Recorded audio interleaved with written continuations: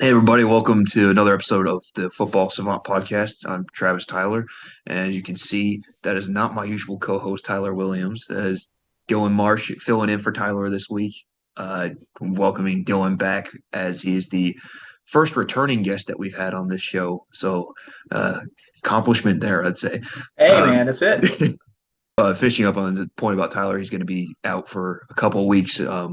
So I'll have few guests coming in and helping me out with the show until he's able to come back. So we hope that soon, but we don't know exactly. So we're going to talk about a variety of topics around the college football today. Dylan's, as we pointed out the last time he was on the show, Oklahoma Sooners extraordinaire. So, Hey man, well, tough year, but I'm we'll gonna get a see. lot of crap thrown at me today. I feel it. I feel it. I don't have too much Oklahoma in here, so we'll see. So let's start up. We got like a minor leaguer batting lead off here. We got the AAC, American Athletic Conference, all tied up after last week's results. Cincinnati, UCF, and Tulane after the UCF win against Tulane are all 8-2 and 5-1 in the Mhm. conference. Um, Two of those teams will make it to the American championship game. Um, and honestly, looks like UCF has the easiest schedule. They have a 3-7 Navy team and I believe 1-9 South Florida team left. Yeah, So they're you never want to say they're a lock, but that's as close to the lock as you could probably get. yeah. Cincinnati struggled with East Carolina last week, but pulled out the win. They still have to play Tulane, and they lost to UCF this year. So UCF beat both those teams already. So they've pretty much wrapped up the home field advantage in the championship game because I believe the American Conference still plays on the one seeds campus. Yeah. Um, so what are your thoughts on that race? Who has the advantage, and who do you You know, expect to see there? yeah, you're 100% correct. If we don't see the Knights in the American Championship, something terrible had gone on, and Mm-hmm. Gus Malzahn, like what he has done. Um, but when it comes down, and as we're speaking, the Green Wave are beating the living dog crap out of Yeah, Houston right now. So well, that SMU, that but that shows me, yeah. But again, I'm sorry, they're playing yeah, SMU, SMU, yeah, yeah, which again, SMU 4-2 in conference. They're not the SMU that we expected at the right. beginning. Half the roster just stopped playing for some reason. Very strange thing happening. But Tulane is, and I think we saw this, definitely bringing Oklahoma into it. You know how I'm doing that, right? But last Fully year, expected. yeah, but like last year, you look at, and you can say what you want about Oklahoma this year. We are a train wreck, right? But last year, you saw how pretty much this Tulane team played OU down to the wire when OU was ranked Mm-hmm. like number two Yep. last year, right?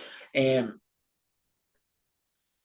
we had our OU had their problems, right? But the fact that they sat there and Tulane lost their best defensive lineman Mm-hmm. and He Johnson, who transferred to went to OU, didn't OU, he? Yeah, went to yeah, yeah. Oklahoma, right? Jeffrey Johnson, and great defensive lineman, but it shows the consistency that this program is bringing, and they've been on the rise. Because I'm from Louisiana, and no, everyone focuses on LSU there, but the number two team that everyone's always going to root for is that New Orleans University, Tulane, and seeing them, they've honestly been going up and up and up, and I would not be shocked if Tulane is going to start hanging in there with Cincinnati the rest of this year, or I'm sorry, the rest of like maybe this decade, because Okay, that's well, yeah, because interesting. like, Yeah, well, if you think about it, Cincinnati, how they got there is that they started winning, yeah, right, with Brian Kelly, and they yep. started getting the funding, and they have amazing facilities, stuff like that, and now where they are now, and uh, that's exactly what Tulane's doing. They built their own stadium. They're not playing in, the Superdome anymore. They have their own stadium. Their facilities are getting upgraded. They're going to be here for a while.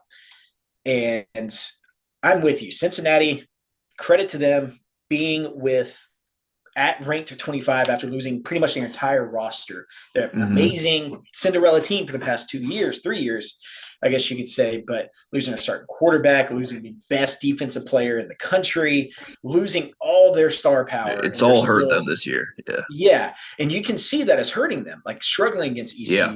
ECU. But I see Tulane going into Cincinnati, beating them, and I see Tulane actually winning the AAC this year. I think that's going to be a matchup. That's going to be a game you don't want to miss. Is going to be that Tulane UCF game Yeah. if that's That's how going it to be a folds really out. good That's going one. to be It was a good the first battle. time. It was great Yeah, last weekend. Uh, exactly. so if Tulane does win that, do you see them as the New Year's Six Group of Five representative?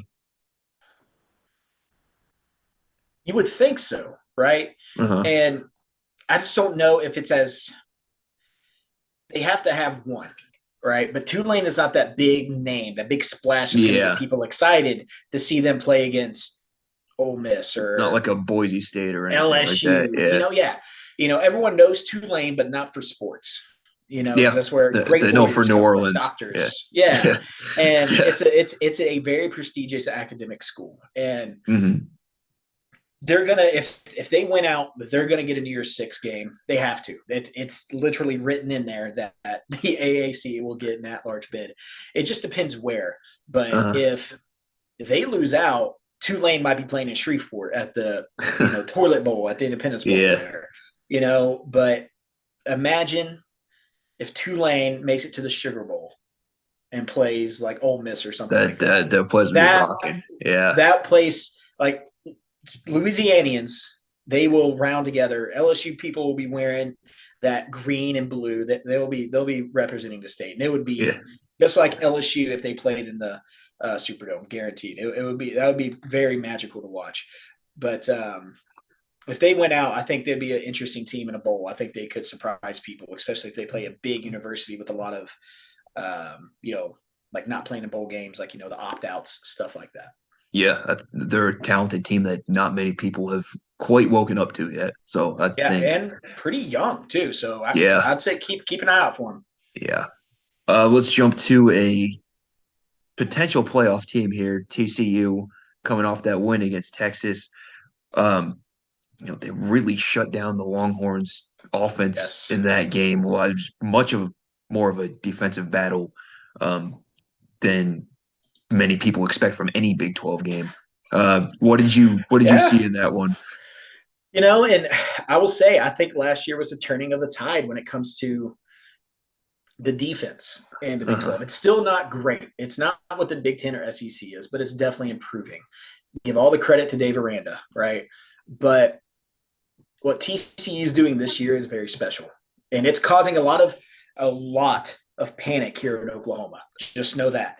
People are okay. saying people are saying you have this new first year coach in Sonny Dykes at Texas Christian University, and they are 10-0, number 4 in the country, and here we are 5-5 And he's fighting never it. been that good at a Power Five team either. Like he's coached Power Exactly. Five teams before and Exactly. never I will gone down. say he was at Louisiana Tech Uh-huh. and did pretty well. He wasn't Yeah. outstanding, but he did a good job, I which mean, he got did the him same a at big, SMU too, but yeah, in SMU, but then because he's a good coach, and I think you're starting to see him, and he's not very old either.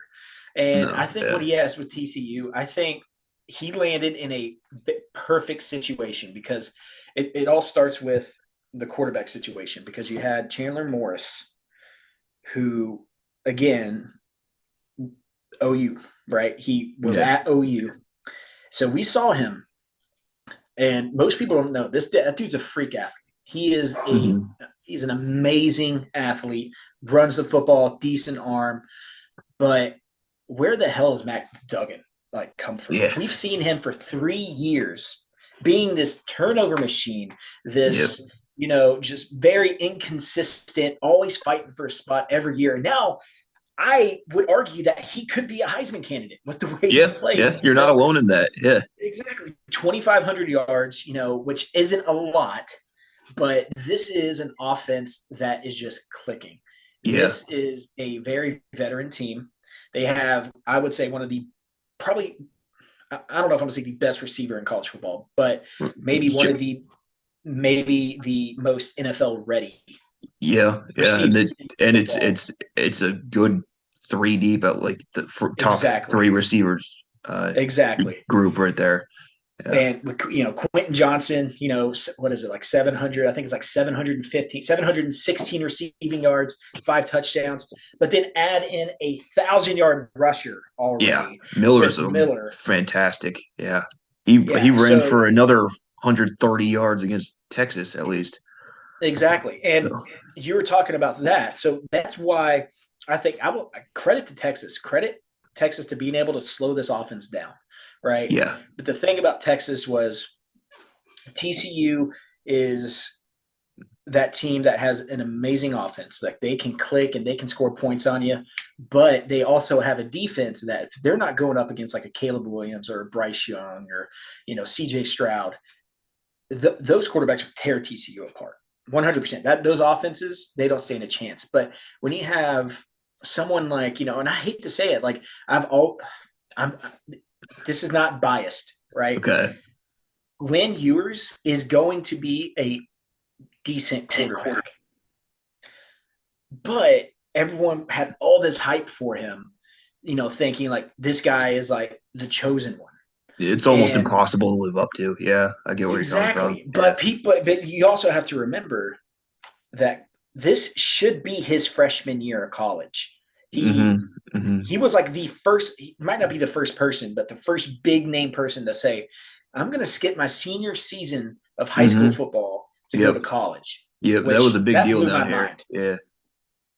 Yeah. He was making all So, the headlines down here when that yeah, happened. I mean, nationally too, but especially down here when he was playing his ball down here. exactly. So Yeah. And the kid is still a freshman. He's going to be a yeah. good quarterback, but when you put pressure on him like TCU does, that the scheme that they run, where that's how they destroy. Well, I will say TCU has hurt almost every single quarterback they have played against, which is not saying anything. It's just that's helped them out a lot, I do believe. Yeah. And it's because they do put pressure on. They are a very physical defense, and doing that and getting that 18-year-old kid shaking in his shoes, Yeah. you know, but that's their big thing is that they have that intimidation of, hey, we're coming at you. We're going to be blitzing. You better get the ball off. That's what It's, TCU's scheme is. yeah. But I will say I am like I'm not blaming Quinn Ewers. I'm not blaming any player. You have to blame the coach because when you have Bijan Robinson, He the only had like best 20 yards. Yeah. he had 12 carries, Travis, the entire game. This Yeah. is Yeah. honestly maybe your biggest game of the year, And their you best know, player. and their best Yeah. player has 12 carries for 20 yards because you're trying to have Quinn Ewers throw the ball 35 times and he only completes it like 18 times. Like it just shows, like he panics a little bit. And I think Yeah. he's still learning how to be a head coach. I think what they're building down there, I'm absolutely terrified of. 100% terrified. I was Honest at the OU assessment. Texas Yeah. game. Again, that's when I was like, we're screwed.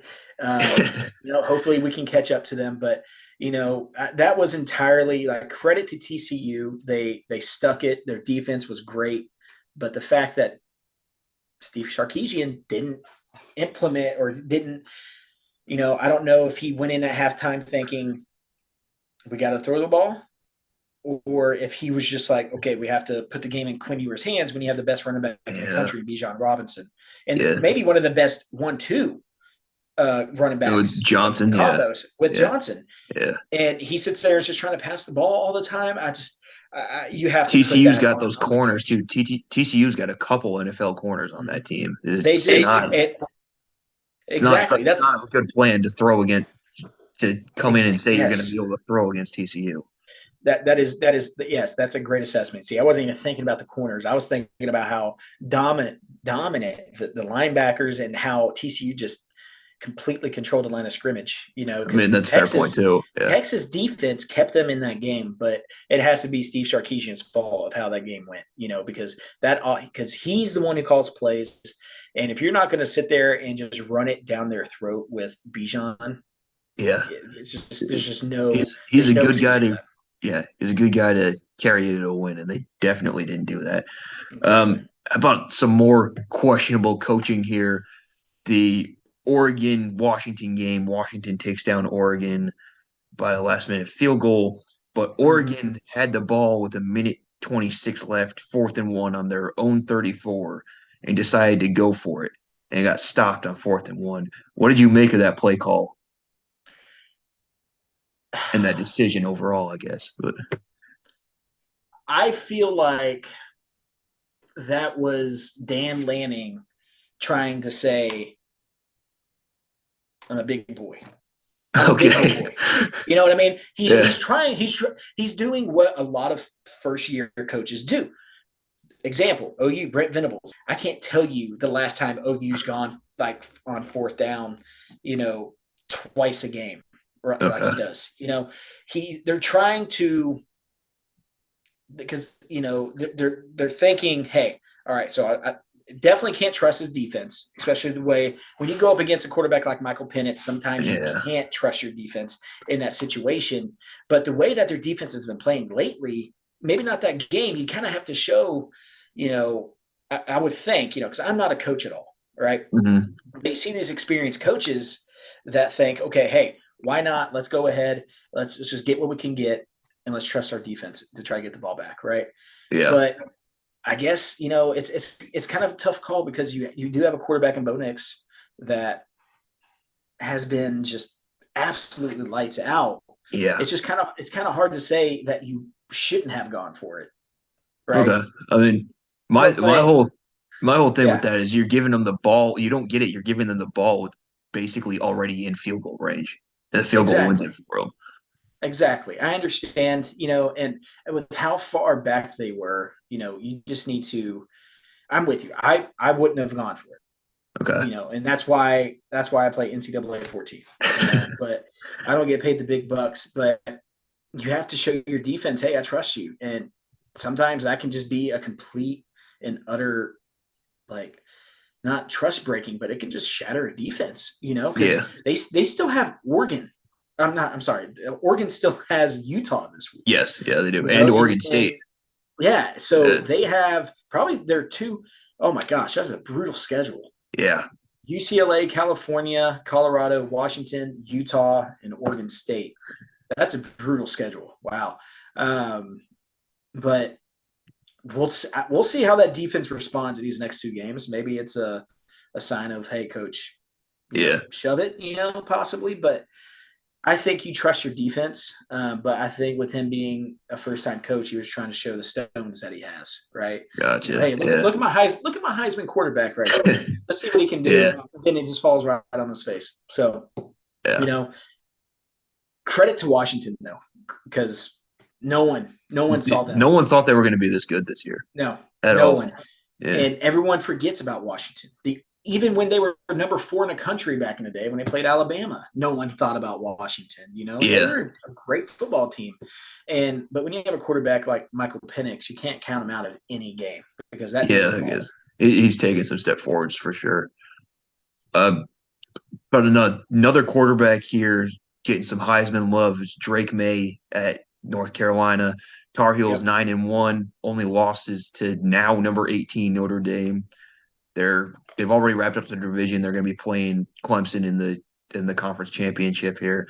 Uh, is there a legitimate path to the playoff for North Carolina, or are they one of those one loss teams that are sitting out there? I I would say it depends on how they play Clemson, Okay. right? I think it's going to be. It's just because if you're the playoff, right, Uh-huh. and let's say Clemson just completely falters and North Carolina beats them by 30 points, that's Okay. a convincing win at the end of the year. That let's say because if they beat Georgia Tech, which they should, and they'll if they beat North Carolina State, it's another big win, Yeah. right? Where they're at, what are they 13 right now? I Yeah. could see them jumping up to if they beat North Carolina State stays in the top 25. I could see them jumping up to like 7, right? Okay. Yeah. But let's say Clemson Clemson. somehow. they always get the Clemson love that they get, right? If they beat Clemson by 30, 35 points, something like that, I could see North Carolina being the first two out for sure. Okay. But I think at that point, I think if it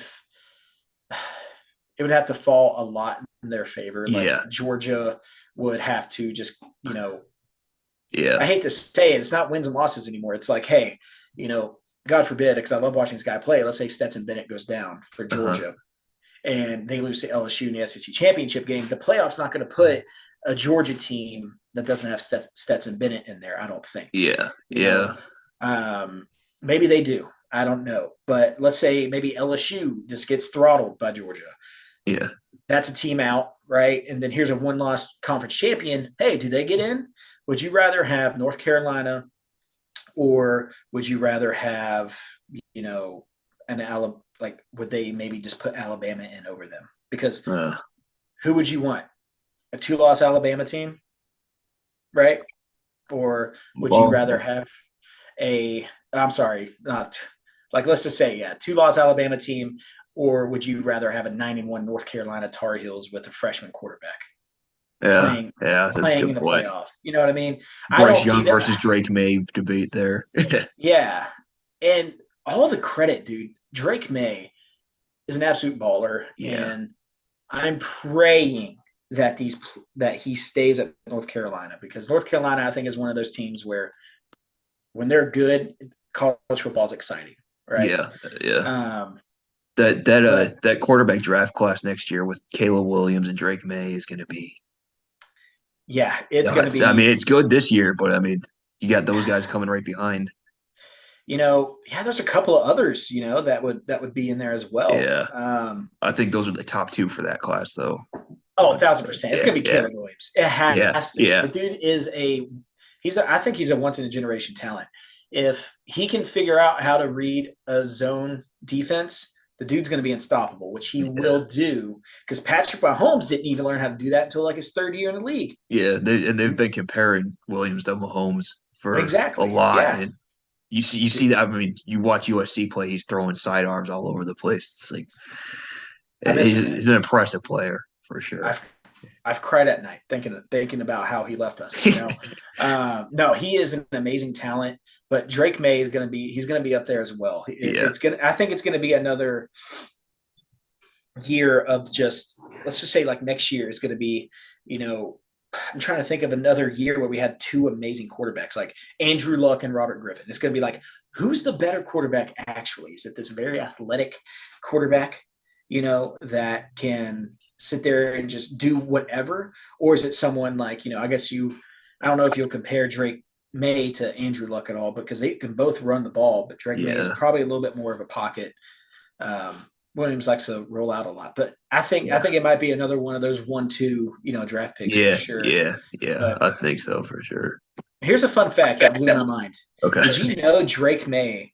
Do you know who his brother is? No, I don't. Okay. Do you watch Okay. a lot of college basketball? Yeah. Yeah. Okay. Usually. So do you remember North Carolina a while back? Okay. Luke May sat there Oh and yeah. hit a buzzer Yeah. beater for North Carolina to advance to the Yeah. Final Four. That Yeah. is I Drake remember May's him. older brother. Okay. That adds up now. I totally Yeah, forgot right. about him. Yeah. And Don't. just next time you see a picture, you pull up Luke May, and they are like identical. It's crazy. Yeah. Yeah. That's interesting. Oh, I did not know that ran in the family there. Yep. Let's jump to the poll for this week.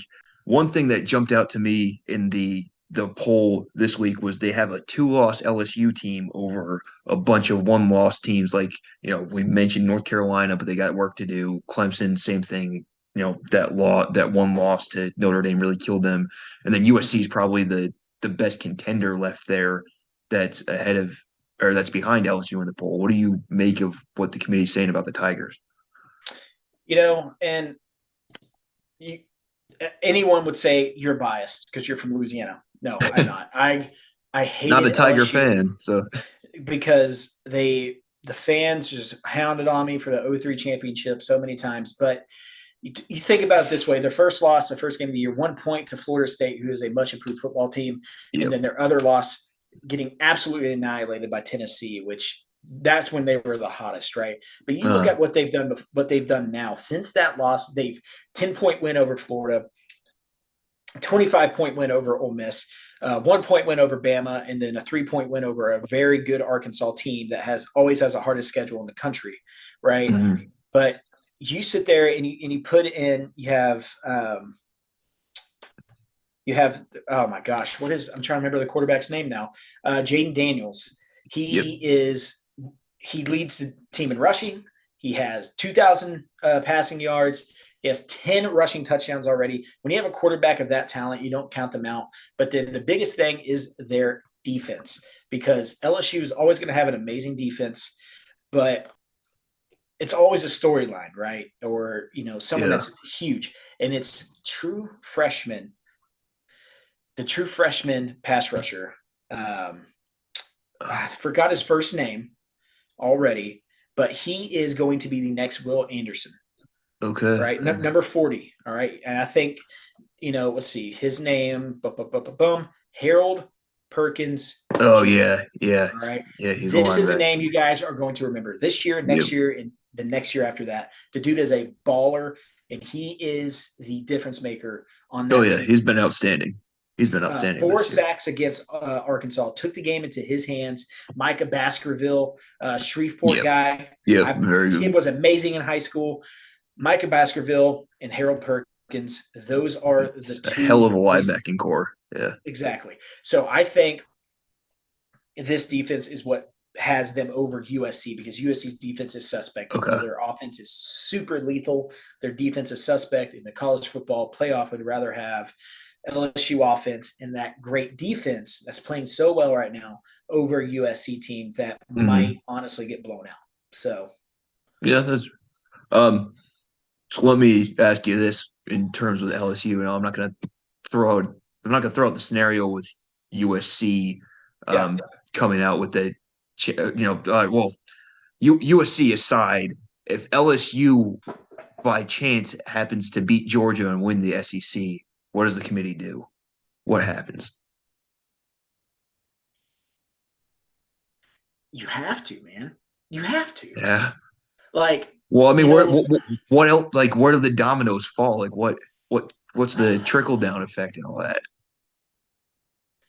the trickle down effect means if that happens next year, the college football playoffs is going to sit there and just escalate that 12-team playoff and get it implemented for Yeah, next yeah. year. Well, That's what the dude, trickle effect will be. I meant for this year, not the big picture Oh, trickle effect. Yeah, oh, you know, it's just going to be the same thing. Everyone's going to be pissed off, right? yeah, You're going to have the new revamped USC fan base that's going to be pissed off. Like, we have the best quarterback in the country, the best play caller. Okay, great, but if we put you up against his LSU team, something tells me it's probably going to be the 2019 repeat. Like, I would say that, you know, um, maybe not to that extreme, but I would say, let's say if LSU beats Georgia in there, I would say it goes Ohio State 1, Michigan 2, probably LSU 3, and Georgia 4. And I would say they have to put that 2-loss LSU team in because of what they've done so far. And they've okay, proven that they are a whole different team since that Tennessee loss.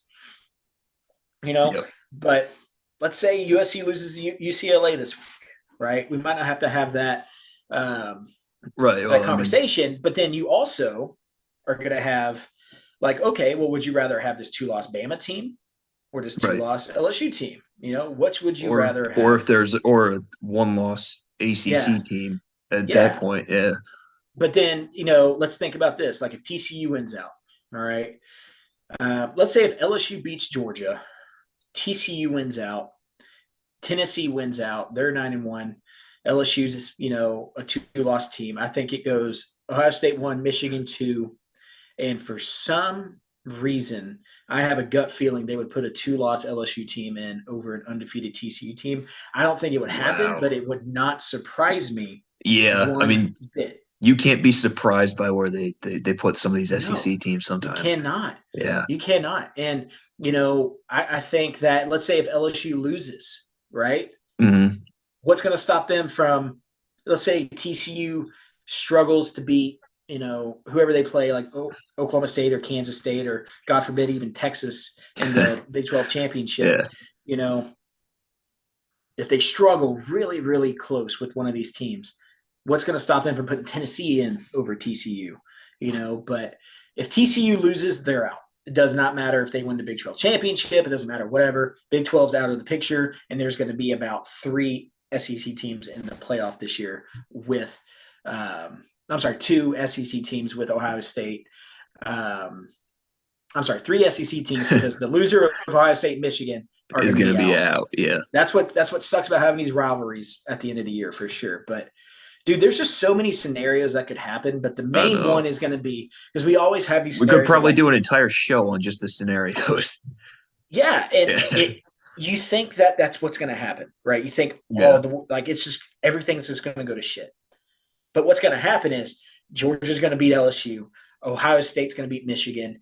TCU is going to win out. And so the question is, who gets in at 4, right? Yeah. Yeah. That's Who's going to basically get the in at spot right now. 4? Yeah. And at that point, it's going to be, does LSU barely lose to Georgia? If so, they're a 3-loss team. You can't really put them in. So, okay, we're just going to throw, Tennessee in. But then it's like, Yeah. okay, but what if USC wins the Pac-12 and they win out? They're Yeah. a champion. At that point, I think USC gets in.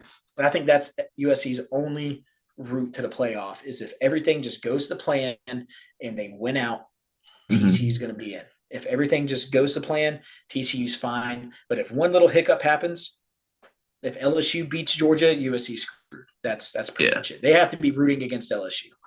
Yeah. That's quick. What are you looking forward to this weekend? And do you have any upset picks on your mind? Yeah, big one, USC UCLA. I have no idea how this game is going to go, which is why it's going to be exciting to watch.